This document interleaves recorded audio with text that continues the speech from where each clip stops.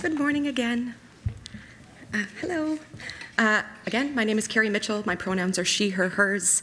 I'm the Executive Director of Theatre Alberta. I live in Edmonton, further west in Treaty 6 territory. And my name is Melissa. Whoa, that's loud. My name is Melissa Sang, and I'm the producer at the Arts Club Theatre Company located on the traditional, ancestral, and unceded territories of the Coast Salish peoples, including the territories of the Musqueam, Squamish, and Tsleil-Waututh nations. For those who don't know, because I didn't at first, the word unceded means there is no treaty. Unceded means the land was never surrendered or relinquished or handed over in any agreement. So Melissa and I, in the spirit of this year's conference theme, Work in Progress, we're asked to look ahead 10 years. How are works of theatre created in Canada in 10 years? What steps can we make progress towards that vision now? And in our initial conversations, we talked about a whole bunch of ideas, including mostly like the interconnectivity of society and our organizations, and mostly our responsibilities to our communities. So in our limited time on how we can work in progress towards change now, we've distilled it down to 2 ideas. 1, make your organizational strategies or societal strategies. And in strategies, as you know, they're not just limited to artistic programming or audience development, but guide all that you do, including the structure and systems for communication and dialogue, like this session right now. And 2, I found this quote earlier this week, which more eloquently expresses what we wanted to say, because I'm not an actor. Practice paying attention. To change what you see, change how and to whom you listen. We recognize that, like many others in this room, Carrie and I are privileged. We work for organizations with a voice or are in positions of power. If we just stood up and talked, we'd be privileged members talking to mostly other privileged members. So this morning, and as Brittany so beautifully segued for us, Melissa and I have chosen to give this time and this space to local independent artist Colin Wolfe to tell you about his art making, his dreams, and his perspective. Colin Wolfe is the co-founder of Thumbs Up Good Work Theatre, a company that produces across Treaties 6 and 7, primarily in Mohkinstsis, in Amiskwaci, Waskahegan, and in Saskatoon. He is also a baker of fine breads and pastries. Please join us in welcoming Colin Wolfe.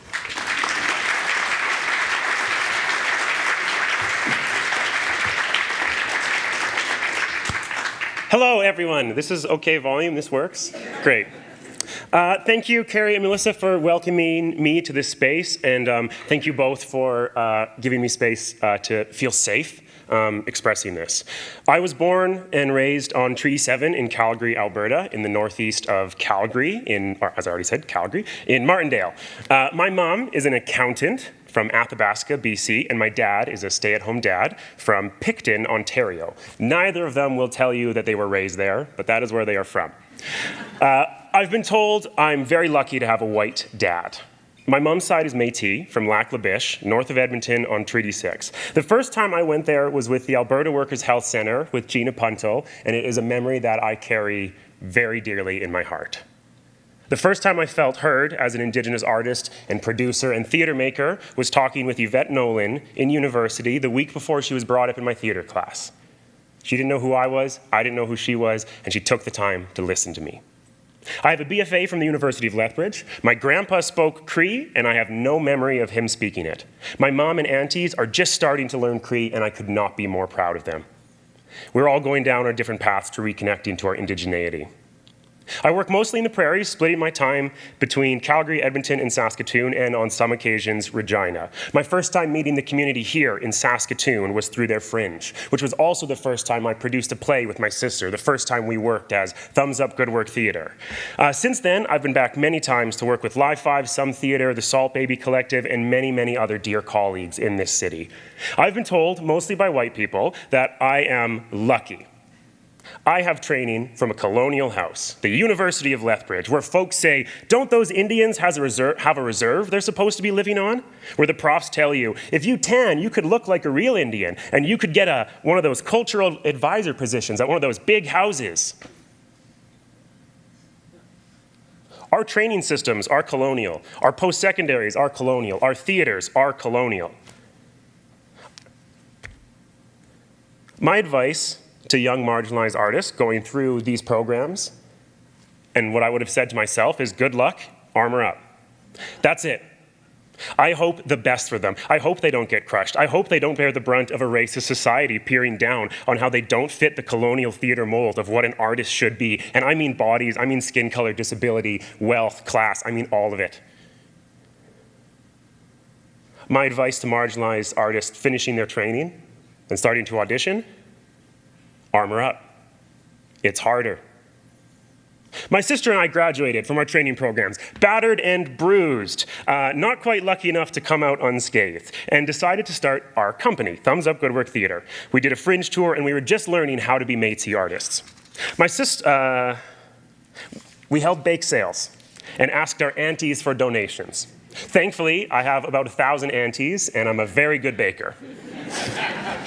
Around this time, I was invited to audition for a regional theater company for an Indigenous role and also a white role, kind of a joint audition thing. And immediately after my monologue, I was asked, how has being Indigenous affected your life and your art? How do you find it is working as an Indigenous artist? What's it like that's different than being a white person?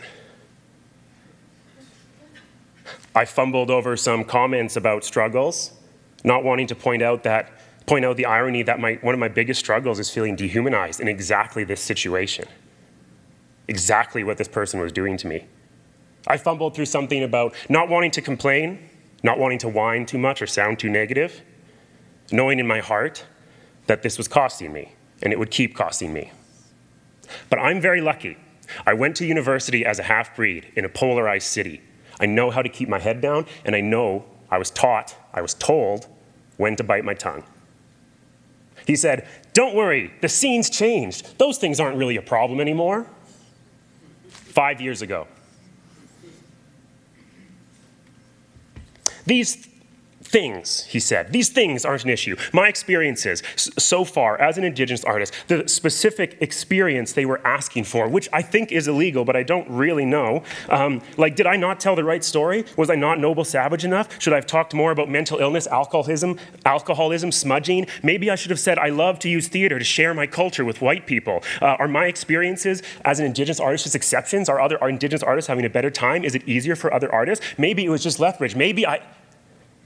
This spiral lasted for days. I shared this experience with a handful of white peers I still felt close with. I was told I was lucky to have gotten an audition. I went back to indie producing with my sister, who I love and trust.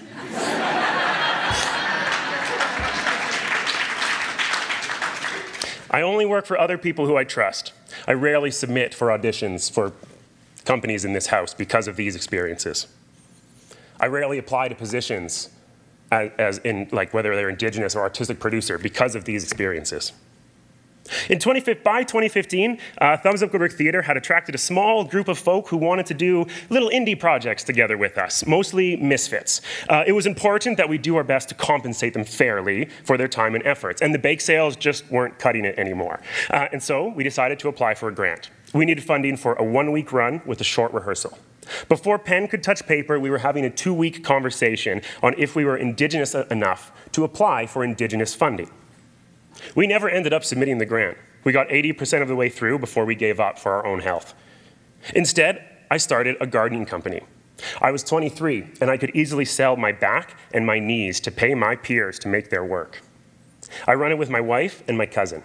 For the last 3 years, I used the gardening company profits to seed projects, pay fees for our small productions, and keep my rent paid while I try to tackle the unpaid work that comes with trying to produce. For our most recent project, and our largest project, The Born Again Crow, written by my sister, scored by my brother-in-law, and production managed by my wife, we did apply for funding at the municipal, federal, and provincial levels. And I emailed one grantee board to seek advice on if I should apply for an Indigenous stream or not, because I felt, well, last time it must have been my fault. I didn't seek the right help. I should look for more help. So I emailed them.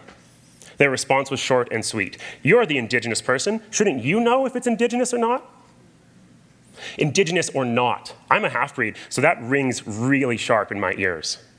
For me to access funding, the first thing I have to do is dehumanize myself. For me to submit for positions at many companies, the first thing I have to do is dehumanize myself.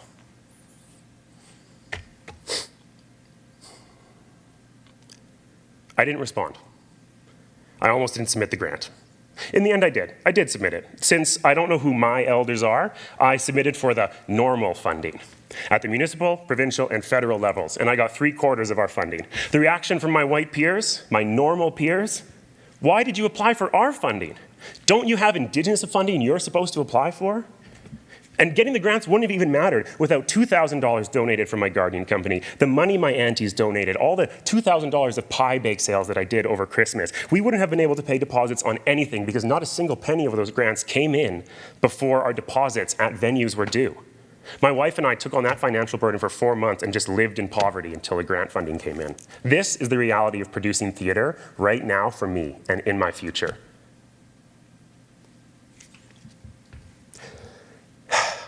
Working class artists have awesome ideas. We have folk in our circles who have incredibly artistic ideas, but we don't have space to explore it and to nurture it.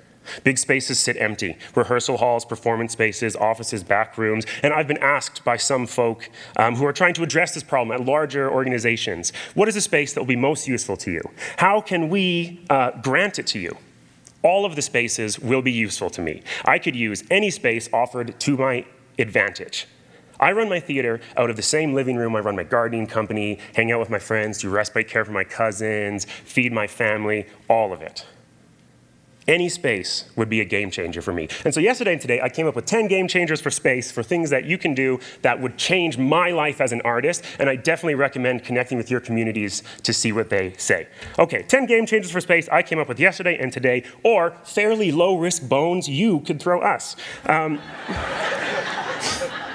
1 hour in any room with access to your Wi-Fi and a printer. 2 hours talking to your staff about best practices, marketing, producing, development. 3 hours of community connection hosted in your lobby. 4 hours in a boardroom for us to write grants, proposals, and plays. 1 day in a large room to experiment on our feet with our current project. 3 afternoons in your rehearsal hall when you aren't using it to hold indie theater company auditions. A share on your Facebook page about the indie people in your scene that are doing stuff. That would be really awesome. Access to your workshops with your space to with your staff to safely build our sets so we aren't in our cousin's shed till 4 a.m. in -38 because we don't have tools or workspace or anyone who knows how to fucking build anything.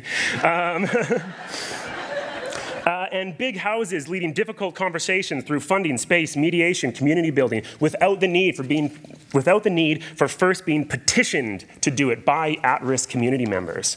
Was that 10? I think that's 10.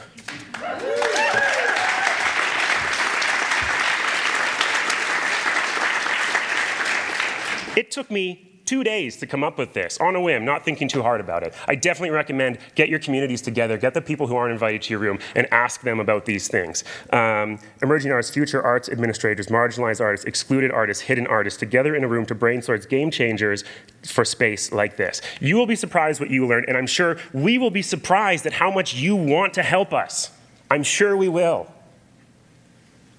This is also quickly to say that if your company gives free space to your handful of darlings who are new and young, but not to people who challenge your organization and you give everyone else the cold shoulder, you are creating a culture of copies, and that is not community building. You are finding the people who won't challenge you, the people who won't do the labor that is required of turning such big ships. I am told often by folks that big ships are the slowest to turn. Well, they are also the easiest to let drift on the same course, in my opinion. Let us in. Let us help be the crew that turns your ships and breathes life into your empty rooms. We all fail or succeed together. In my opinion, theater is in a rough way. You want fully developed, nuanced, experienced artists applying for your main stage shows, your administration, and your leadership positions? Let us in. Show us how you work. Let us show you how we work. Put us on your main stage, host a resident company, share our shit on Facebook, buy our baked goods, make honest efforts to see our work. Challenge us and let us challenge you. We can disagree, but please do not disengage. I truly believe that we all need 40 mentors, 100 colleagues, and 1,000 peers, and these positions need to constantly be shifting. I was very recently told that some of the people here are lucky to witness the radical change that is happening within these walls. And in my eyes, in 10 years, theater will be essentially the same as it is now if we don't make active, bold, radical choices about who and what we are putting on our stages and in our leadership positions. It is going to take risk, and it is going to be fucking hard, and it's going to cost us more than just money. We will make mistakes, all of us.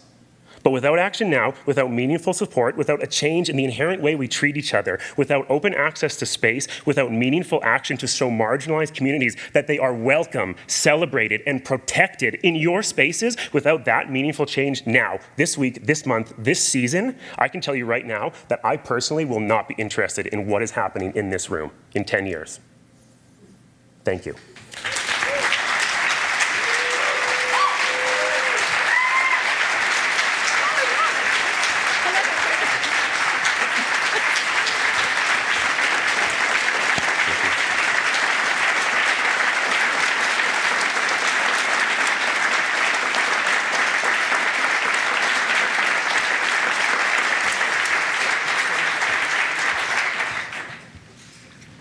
Okay, we're only wrapping up for a quick moment to tell you about a local organization that Colin has suggested and recommended to us called Lighthouse here in Saskatoon. The website is lighthousesaskatoon.org. So if you've been inspired by what Colin had to say today, he has requested that we direct contributions for our time in this land to lighthousesaskatoon.org. Thank you.